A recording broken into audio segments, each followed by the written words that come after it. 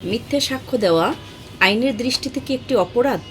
চলুন দেখি কোন আইনে কত ধারার বিধান অনুযায়ী শাস্তির কথা উল্লেখ করা হয়েছে। দণ্ডবিধি 1860 সালের 191 ধারায় উল্লেখ করা হয়েছে মিথ্যা সাক্ষ্যর ডেফিনেশন, এবং 192 ধারায় উল্লেখ করা হয়েছে মিথ্যা সাক্ষ্য প্রস্তুতকরণ এবং তৈরিকরণ সম্পর্কে। এই দুইটা মিথ্যা সাক্ষ্য দিল বা মিথ্যা সাক্ষ্য প্রস্তুত করলো, সেক্ষেত্রে একটি অপরাধ সংগঠিত হলো। এই অপরাধের শাস্তির বিধান কোথায় উল্লেখ করা হয়েছে? এটি 193 ধারায় 91 এবং 92 দুইটা ধারার শাস্তির বিধানের কথা উল্লেখ করা হয়েছে 193 ধারায়। এখন 193 ধারায় দুইটা কিন্তু অংশ রয়েছে।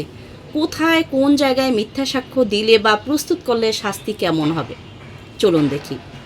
যখন বিচার বিভাগীয় কার্যক্রমের যে কোনো পর্যায়ে যদি কোনো ব্যক্তি যে মিথ্যা সাক্ষ্য প্রদান করে, বিজ্ঞ আদালতের কাছে যদি সেটি প্রুফ হয়, সেক্ষেত্রে তাকে শাস্তি দেওয়া হবে 7 বৎসর পর্যন্ত যে কোনো বর্ণনার কারাদণ্ড এবং অর্থদণ্ডে দণ্ডনীয়।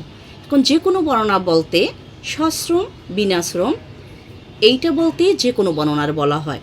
সশ্রমও দিতে পারে বা বিনাশ্রমও দিতে পারে।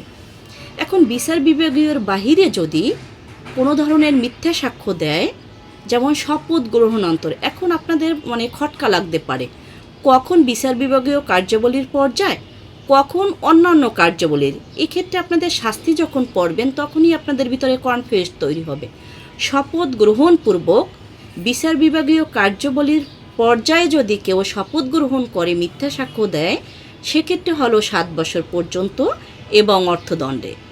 অন্য কোনো ক্ষেত্রে যেমন তদন্তের পর্যায়ে হতে পারে, অনুসন্ধানের পর্যায়ে শপথ গ্রহণ করল না, তখন যদি তিনি মিথ্যা সাক্ষ্য দেয় কোনো ব্যক্তি, তখন তার সাজা হবে 3 বছর পর্যন্ত যে কোনো বর্ণনার কারাদণ্ড এবং অর্থদণ্ডে দণ্ডিত। আশা করি সকলে বুঝতে পেরেছেন মিথ্যা সাক্ষ্য দানের কী ধরনের শাস্তি রয়েছে। আমরা মিথ্যা থেকে পরিহিত থাকি, মিথ্যা সাক্ষ্য দিয়ে একজনকে হয়রানি করা থেকে বিরত থাকি, আইন জানি, আইন কানুন মেনে চলার চেষ্টা করি। ভালো থাকবেন। আসসালামু আলাইকুম।